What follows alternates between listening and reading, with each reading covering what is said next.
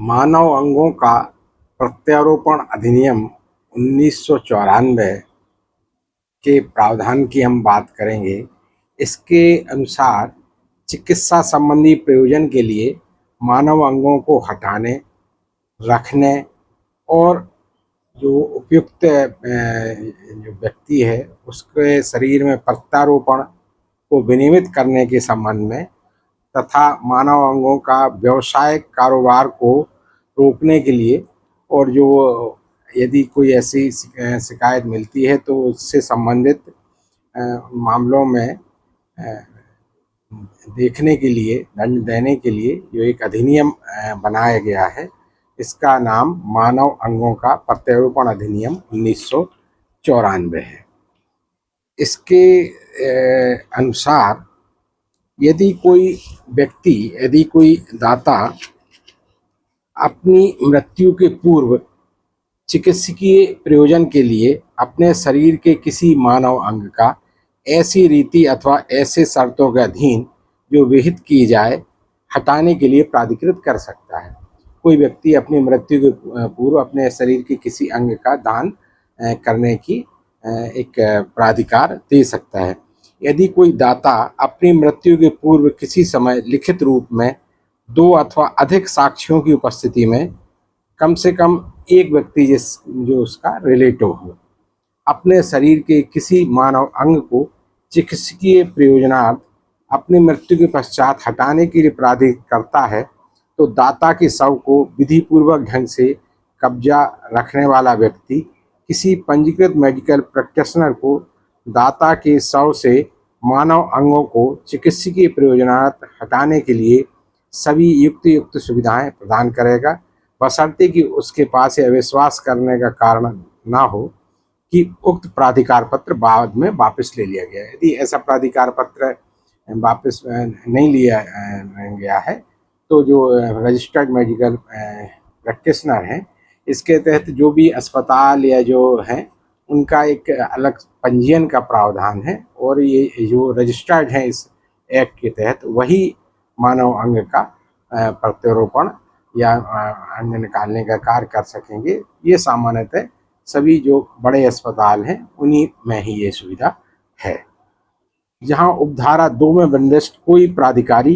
किसी व्यक्ति द्वारा अपनी मृत्यु से पूर्व प्रदान नहीं किया गया है, यदि मृत्यु के पूर्व व्यक्ति कोई प्राधिकार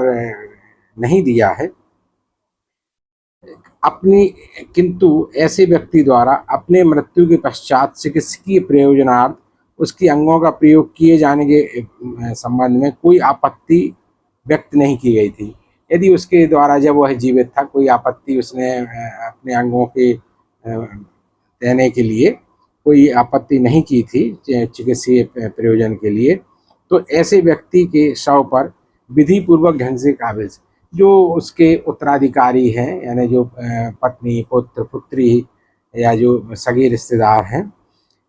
मृत व्यक्ति के मानव अंग को चिकित्सकीय प्रयोजनार्थ हटाने के लिए प्राधिकृत कर सकता है। यदि जो व्यक्ति मृत है, यदि वो मृत्यु के पूर्व अपने कोई प्राधिकार पत्र उसके द्वारा नहीं दिया है, लेकिन उसने कभी जीवित रहते इस चीज़ का आपत्ति भी नहीं की हो, तब वह उसके जो परिजन हैं, सगे रिश्तेदार हैं, वह भी उसके शरीर को, मानव अंगों को दान कर सकेंगे। चिकित्सीय प्रयोजन मृत व्यक्ति के किसी निकट संबंधी को कोई आपत्ति इसमें नहीं होना चाहिए। उपधारा 1 अथवा उपधारा 2 के अधीन प्रदत्त अधिकार अथवा यथास्थिति उपधारा 3 चिकित्सकीय प्रयोजनार्थ मानव अंगों को हटाए जाने का पर्याप्त कारण होगा, किंतु ऐसा कोई हटाया जाना पंजीकृत मेडिकल प्रैक्टिशनर के अलावा किसी अन्य व्यक्ति द्वारा नहीं किया जाएगा। जैसा कि बात हुई कि जो इस एक्ट के तहत रजिस्टर्ड होंगे वही यह काम कर सकेंगे। जहां किसी मानव अंग को मृत व्यक्ति के शरीर से हटाया जाना हो, पंजीकृत मेडिकल प्रैक्टिशनर ऐसे हटाने के पूर्व उस शरीर का व्यक्तिगत परीक्षण कर जिसमें कोई मानव अंग हटाना है अपना समाधान करेगा कि ऐसे शरीर में जीवन समाप्त हो गया है अथवा जहां यह प्रतीत हो कि मामला किसी की मानसिक मृत्यु की दशा में उसके शरीर में किसी मानव अंग को हटाया जाना है, ऐसा कोई हटाया जाना तब तक कारित नहीं किया जाएगा जब तक कि ऐसी मृत्यु ऐसे प्रारूप में और ऐसी रीति में ऐसी शर्तों और अपेक्षाओं के पूर्ण होने पर जो विहित की जाए एक समिति द्वारा जो गठित की गई है चिकित्सकों की, वह प्रमाणित ना कर दी जाए। यदि केवल मानसिक मृत्यु की दशा है, हार्ट फेलियर टाइप की स्थिति है, और तो जो दल है, चिकित्सकीय दल है, वह देखेगा कि जो व्यक्ति है जिसको कहा जा रहा मृत्यु हो गई है, वह वास्तव में उसकी मृत्यु हो गई हो।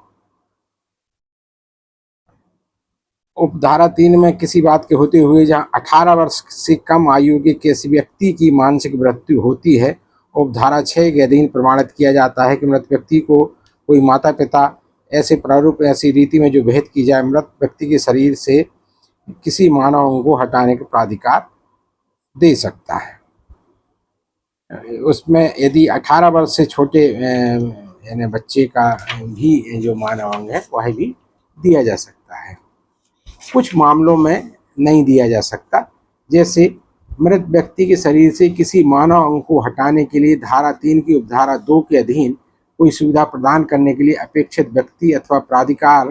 प्रदान करने के लिए सशक्त व्यक्ति के पास यह विश्वास करने का कारण है कि तत्समय प्रचलित विधि के उपबंधों के अधीन ऐसे शरीर के संबंध में जांच किया जाना अपेक्षित है। यदि कोई उसकी मृत्यु के संबंध में कोई मामला है या उसकी कोई जांच होना है, तो ऐसे मामलों में मानव अंग का प्रत्यारोपण नहीं किया जाएगा, कोई अंग नहीं निकाला जाएगा यदि मृत्यु संदिग्ध श्रेणी में है। किसी मृत व्यक्ति के शरीर से किसी मानव अंग को हटाने का अधिकार किसी ऐसे व्यक्ति द्वारा प्रदान नहीं किया जाएगा जिसे ऐसा शरीर दाह संस्कार हेतु अथवा अन्य निस्तारण हेतु सुपुर्द किया गया हो। कई बार ये होता है कि जैसे लावारिस लाशों को या अन्य किसी स्थिति में यदि दाह संस्कार के लिए जो लोग मृत व्यक्ति का शरीर ले जाते हैं, उनको अधिकार नहीं है कि वो किसी उस मृत व्यक्ति का कोई शरीर का अंग निकलवा सके। ये अधिकार केवल और केवल उसके मृतक को स्वयं प्राधिकार पत्र द्वारा अथवा उनके जो निकट परिजन हैं उनको ही प्राप्त है। कुछ लावारिस शवों की दशा में मानव अंग के हटाने के लिए भी एक प्राधिकार कुछ उनको दिए गए हैं। इसमें यदि जो जैसा कि मैंने बताया कि एक पंजीयन का प्रावधान है, और यदि प्राधिकार के बिना मानव अंग को यदि कोई हटाता है तो उसके संबंध में 5 वर्ष तक का कारावास, जुर्माना 10,000 तक का हो सकेगा या दोनों से वो दंडित किया जा सकेगा। कोई यदि प्राधिकार पत्र के बिना ऐसा कार्य किया जाएगा, और यदि मानव अंग को व्यावसायिक प्रयोजन हेतु कोई ऐसा विज्ञापन करता है कि मानव अंग की आपूर्ति के लिए कोई भुगतान प्रदान अथवा प्राप्त करेगा, ऐसा व्यक्ति की खोज करेगा जो भुगतान के बदले किसी मानव अंग की आपूर्ति करने का इच्छुक हो, भुगतान के बदले किसी मानव अंग की आपूर्ति हेतु प्रस्ताव करेगा, यानी इसमें कोई पैसे का लेन देन नहीं होना चाहिए। भुगतान के बदले किसी मानव अंग की आपूर्ति के लिए अथवा आपूर्ति करने के प्रस्ताव हेतु कोई प्रबंध अथवा परामर्श करेगा, व्यक्तियों के ऐसे समुदाय के प्रबंध अथवा नियंत्रण में भाग लेगा, चाहे वह समिति हो, फर्म हो अथवा कंपनी हो, जो किसी परामर्श करे या कोई ऐसी कार्रवाई करे, इस टाइप का, यानी कोई योजना बनाता है या कोई ऐसा कार्य करता है या कोई पैसा लेन देन करता है, किसी विज्ञापन द्वारा निम्नलिखित प्रकाशन अथवा वितरण करेगा, प्रकाशन कराएगा कि व्यक्ति को किसी मानव अंग की आपूर्ति करने हेतु कोई विज्ञापन देगा, भुगतान के बदले किसी मानव अंग की आपूर्ति हेतु प्रस्ताव करने हेतु कोई बात करेगा, तब भी यह इसमें 2 वर्ष से लेके 7 वर्ष तक का दंड का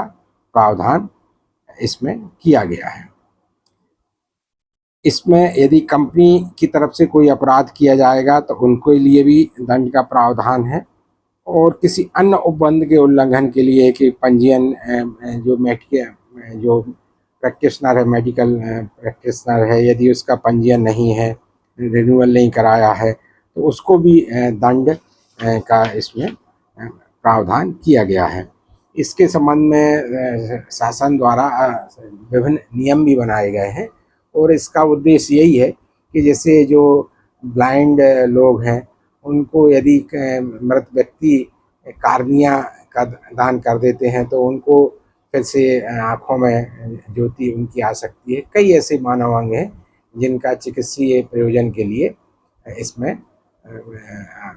उपयोग हो सकता है और किसी दूसरे का जीवन दान इसमें मिल सकता है।